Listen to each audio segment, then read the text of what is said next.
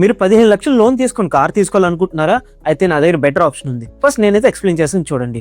లోన్లో అనుకోండి 3 lakhs down payment చేయాలి, రిమైనింగ్ 12 lakhs లోన్కి వెళ్ళాలి. ఒక 10% ఇంట్రెస్ట్ రేట్ అనుకుంటే మనకి ఈఎంఐ చూసుకుంటే అరౌండ్ 30,000 వస్తుంది. అది 4 yearsకి మీరు అరౌండ్ 17.6 lakhs అయితే పే చేస్తారు. ఇప్పుడు బెటర్ ఆప్షన్ గురించి మాట్లాడదామా? Employee car lease. ఇక్కడ ఏంటంటే కంపెనీ త్రూ మీరు కార్ రెంట్కి తీసుకోవడం అనమాట.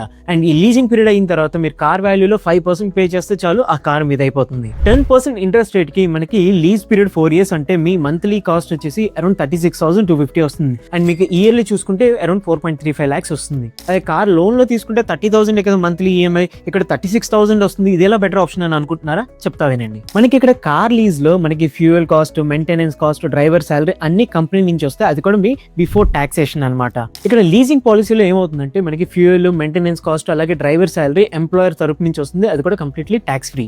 సో ఈ ఎక్స్పెన్సెస్ మనకి శాలరీలో అడ్జస్ట్ అవుతాయి. అది కూడా before taxation. For suppose me salary 15 lakhs అనుకుంటే ఇక్కడ లీజ్ 4.35 lakhs కదా. ఈ తీగా మీ ఇన్కమ్ చూసుకుంటే అరౌండ్ 10.65 lakhs ఉంటుంది. సో మీకు తెలిసిందే అప్ టు 12 lakhs ట్యాక్స్ అనేది 0. సో ఇక్కడ మీకు ట్యాక్స్ అనేది ఉండదు. సో ఇక్కడ మీరు చూసుకుంటే అరౌండ్ 94,000 మీరు ట్యాక్స్ సేవ్ చేసుకుంటున్నారు. అదే మీరు లోన్ లోకి వెళ్తే ఇది ఒట్టిగా గవర్నమెంట్ పే చేయాల్సి ఉంటుంది. సో ఇక్కడ మీరు స్క్రీన్ మీద చూడొచ్చు ఈ నెట్ సేవింగ్స్ వల్ల మీ కార్ కాస్ట్ ఎంత తగ్గిపోతుందో చూడండి. చూస్తున్నారా? అరౌండ్ 14.4 lakhs అంటే మీ లోన్ లో కన్నా అరౌండ్ 3.2 lakhs మీరు సేవ్ చేసుకుంటున్నారు. అంతేకాకుండా మీరు ఫ్యూయల్, మెయింటెనెన్స్ కాస్ట్, అలాగే డ్రైవర్ కాస్ట్ లో కూడా సేవ్ చేసుకుంటారు. సో హైయర్ ట్యాక్స్ స్లాబ్స్ ఉంటాయి, హైయర్ సేవింగ్స్ కూడా ఉంటాయి. సో మీ కంపెనీలో ఈ కార్ లీజింగ్ పాలసీ ఉందో లేదో మీరు చూసుకోండి. సో లీజ్ టర్మ్స్ మనకి కంపెనీ టు కంపెనీ మారిపోతుంటాయి. సో మీరు కార్ తీసుకునే ముందు ఆ టర్మ్స్ అన్ని చూసుకోండి. ఒకవేళ మీ కంపెనీలో ఇలాంటి పాలసీ లేకపోతే ఈ వీడియోని వాళ్ళకైతే చూపించండి. అండ్ ఈ వీడియో మీ ఫ్రెండ్స్ అండ్ ఫ్యామిలీతో షేర్ చేసేయండి.